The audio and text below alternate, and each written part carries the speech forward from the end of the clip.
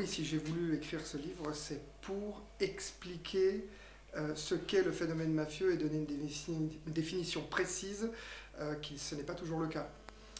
La mafia, c'est la violence systémique, c'est-à-dire qu'ils utilisent la violence comme une ressource.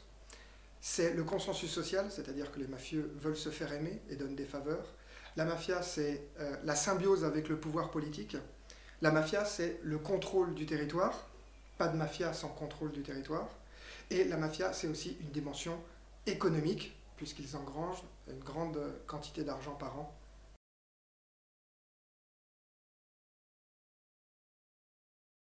Toujours, la crise économique a profité au crime organisé et aux mafias.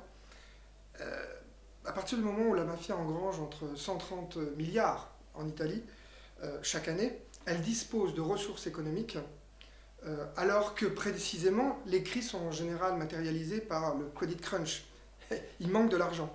Alors qu'est-ce qui se passe? L'entrepreneur va voir son banquier et le crédit, c'est fini. Et quand le crédit est fini, l'entrepreneur va au café du coin. Et au café du coin, il sait à qui demander pour avoir un crédit. Seulement le problème, c'est que ça s'apparente à de l'usure, voire c'est de l'usure.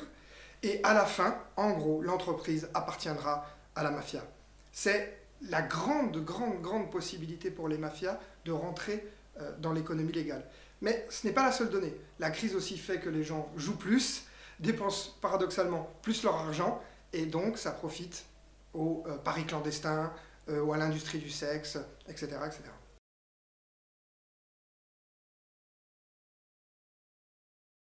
L'emprise des mafias est totale, dans le sens où le mafieux a une obsession, c'est de parler d'égal à égal aux politiciens. Pourquoi? Pour obtenir des appels d'offres. C'est-à-dire qu'en général, le mafieux s'active toute sa carrière pour arriver à faire élire des hommes politiques, et une fois que les hommes politiques sont au pouvoir, ils donnent des appels d'offres. C'est-à-dire qu'ils donnent de quoi s'enrichir une fois de plus aux mafieux qui possèdent des entreprises, d'où le pouvoir économique. Mais je dois dire aussi que l'Italie est le pays de l'anti-mafia. C'est-à-dire que c'est le pays qui dispose des meilleurs outils juridiques au monde pour lutter contre ce phénomène. Par exemple, on condamne des politiciens en Italie pour complicité d'associations mafieuses parce que la magistrature y est indépendante, ce qui n'est pas le cas dans d'autres pays. On confisque des biens au crime organisé et aux mafias. Jusqu'à 6 milliards par an, on confisque en Italie. Et on réutilise ces biens à des fins sociales. Et je crois que c'est avant tout l'objet de ce livre que de montrer qu'il existe un phénomène mafieux, mais aussi tout ce qu'il faut pour lutter contre ce phénomène. Et cela nous vient d'Italie.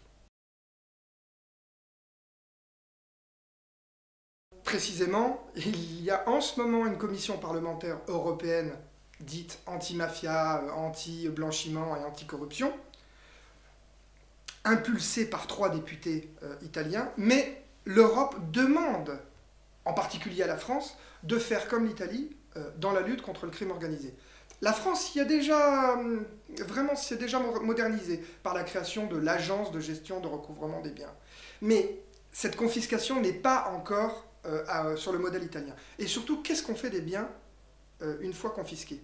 Si c'est pour les revendre, c'est pas comme ça qu'on lutte contre le consensus social des gangsters. Il faut que la villa devienne un centre culturel.